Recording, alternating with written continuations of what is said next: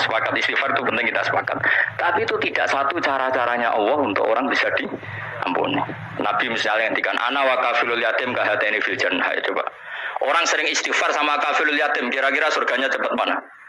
Cepat kafirul yatim meskipun gak istighfar. Mulai istighfar terus sampai medit era karuan. Tak jamin pun rokok alamatnya medit jelas nih rokok aku roh. Jelas. Al-Bakhil itu koribun minanar jelas alamatnya deket-deket situ lah, paham ya? Wes jelas as-sakhi koribun minallah, koribun minannas, baitun minan nar. Nah al-Bakhil apa? Baitun minallah, baitun minal jannah, koribun minanar. Jadi medit itu ya deket-deket situ alamatnya sudah jelas deket-deket neraka. Ana wa kafirul yatim kahateni fil. Berapa? Apa semua yang dimaafkan Allah Nabi nyebut syaratnya istighfar. Kebahitan fil bahr. Orang alim itu otomatis dimintakan maaf oleh langit dan bumi sampai iwane laut. Mulane jendur Abu Husba jangan istighfar. Aku istighfar is akeh sembrono. Langit bumi no. Mulane kula nu jarang istighfar bukan karena saya sombong, memanfaatkan istighfar mereka no. Dan saya yakin itu lebih mandi dibanding istighfar saya. Mohon koman fi samawati nglebokno Jibril, Mikail, orang-orang keren, makhluk-makhluk keren. Saya baru cari hadis yang wa innal muta'allim sing ijek belajar tapi belum ketemu. Nanti kalau ketemu tak kasih tahu apa. Karena hadisnya yang saya baca masih wa innal alim apa? Orang alim jadi agak ketat. Nah, nanti kalau sudah ketemu wa innal muta'allima. Nanti dicari. Tapi pasti palsu kalau ada itu. Karena semua teksnya itu alim. Atau ya kamu alim dibanding yang di bawahnya. Ya semoga itu masuk apa. Jadi dibanding orang Papua kan harus alim. Saya ulang lagi, ini penting sekali. Jadi latihlah jangan punya gerakan takfiri orang lain dianggap kafir, orang lain dianggap kafir. Karena Allah tidak pernah mengusir hambanya. Meskipun apapun salah najiyah, kata Allah tetap faminhum. Apa? Faminhum. Hum itu rujuknya ke yang depan. Jadi termasuk orang-orang yang saya pilih adalah faminhum zolimul li nafsi. Tetap dia di arena itu. Nisbatnya Islam ya tetap di area Islam itu. Meskipun yang ya kayak warga Indonesia coba. Warga Indonesia itu siapa yang terlahir di Indonesia dan berKTP berkartu keluarga Indonesia sudah. Nanti tentu yang bajingan tetap bajingan, yang koruptor tetap koruptor. Tapi menjadi warga Indonesia terus keluar dari warga Indonesia. Tetap warga Indonesia. Kira-kira seperti itulah analoginya. Tetap istofaina, tapi tetap berstatus faminhum dhalim. Tapi rujuknya kan tetap faminhum ikut setengah sangking alladzina tofaina. Mulane ngaji sing tenanan. Kowe ora usah anut khawarit. Khawarit itu opo ngamukan. Sidi-sidi wong liya salah itu apa-apaan. Loh saya juga mangkel be wong dolim. Semua orang soleh mangkel be wong dolim. Tapi ya dihukum saja. Misalnya dalam Islam ada kisos, ada had, ada hadul qadab, hadus sariko. Ya hukuman ya hukuman saja. Tapi hukuman itu tidak bisa menghilangkan status. Ya sama seperti manusia tetap manusia. Meskipun apapun dia ya manusia. Ya tadi misalnya manusia itu siapa? Ya manusia itu ya manusia. Terus kamu bikin orang yang standar ideal manusia adalah yang berperilaku baik, yang enggak pernah salah. Kemudian kalau Zaid itu maling berarti tidak manusia. Terus barangnya apa ketek? Tidak bisa. Makanya kembali lagi dinul aja. Kamu bikin definisi manusia itu tidak usah seangkuh itu. Manusia seperti ini manusia ya sudah. Maling ya manusia, orang soleh ya manusia, orang sedengan ya manusia. Lelaki itu apa? Yang punya alat kelamin penis itu lelaki titik sudah. Sehingga nanti warisannya ya dia lelaki. Sholatnya dia bergaya. Kamu tidak usah bilang gini, lelaki adalah yang cakap memimpin, yang maco, yang kuat. Jika kalau tidak seperti itu namanya perempuan. Terus kamu membolehkan yang seperti ini jadi makmumnya perempuan. Imamnya perempuan yang maco. Kacau enggak kalau agama nuruti logika-logika itu? Enggak jawab aja. Kacau. Lalu lucunya sekarang banyak kecerdasan yang mengarah ke sana. Makanya agama ini jadi kacau. Karena sudah ada dinul ajais. Agama ini agama ummi.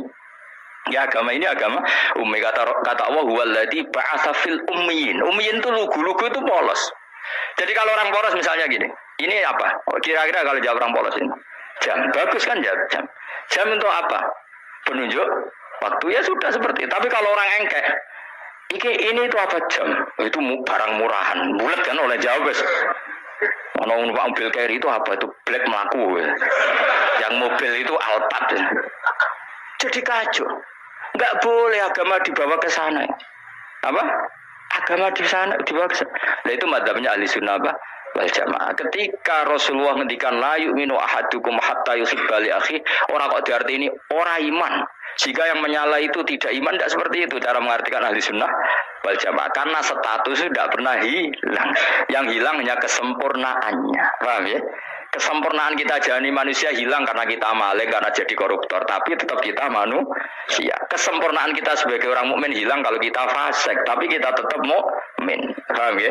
Makanya setiap hadis gitu kata ahli sunnah la yu'minu imanan kamilan. Wis dong ya.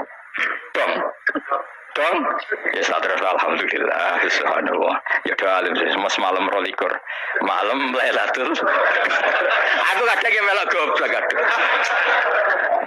Saya tuh sering dididik sama bapak saya, sekumpul wong akeh itu melok goblok guys.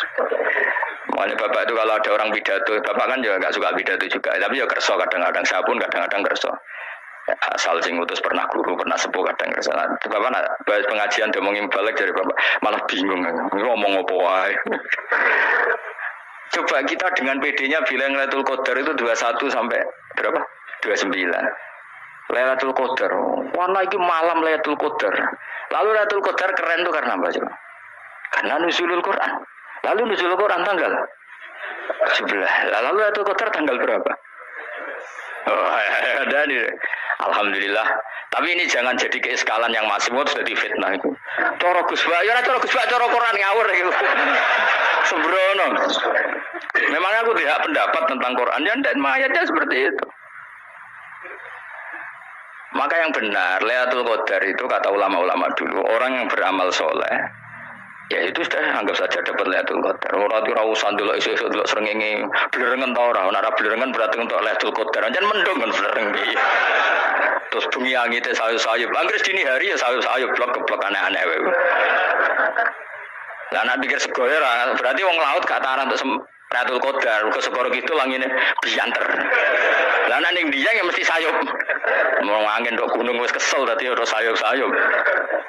Gaya ukuran ojo ngono, gaya ukuran ngono rak wong Dieng luwih ngrasa entuk Lailatul Qadar timbang wong Segoro Kidul. Segoro Kidul langine apa? Buanter. Padahal alamate ya. Sayup-sayup. Aneh-aneh. Maksudnya alamat ngono iku ora ngono, maksudnya ayat iku Kanjeng Nabi mbadhawu ngono, maksudnya ora ngono. Wes dong ya. Ayo Lailatul Qadar tanggal aku semuanya bodoh, enak udah terus happy no, happy. Ya saya ulang lagi ya, jadi kejati dirian itu tidak bisa hilang dengan standar keidealan. Yang hilang itu standar apa? Keidealan. Misalnya kita maling, ya eman lah sebagai orang mukmin kok maling. Warga Indonesia kok kriminal tuh eman, tapi dia tetap orang Indonesia. Orang Islam tetap Islam meskipun dia fasik. Sebab itu Allah ngendikan faminhum zalimul linafsi. Sebagian dari orang yang saya pilih dia adalah orang dolim. Ya dolim saja. Jangan kamu katakan kafir ya dolim saja. Dolim kira-kira maknanya kurang ajar, kacau, kriminal. Tapi kan tetap dia orang Indonesia. Paham ya? Tetap dia orang Islam. Tapi Islam yang dolim. Ya seperti ya saya sering cerita. Saya pernah ketemu orang alim laku-laku di Tuban. Iku pilih tanggamu ya. Wong Islam bodohku. Wong Islam bodohku umat Islam kok do mabuk. Ya tentu oknum ya. Tapi dari orang alim tadi, itu orang umat Islamku, Islam sing kumat ya. Jadi orang Islam itu hanya dua, umat Islam sama Islam yang kumat. Jadi kalau pas fasik ya Islam kumat. Kalau pas waras umat Islam. Ya sudah itu bolak-balik ya. Ya, jadi umat Islam.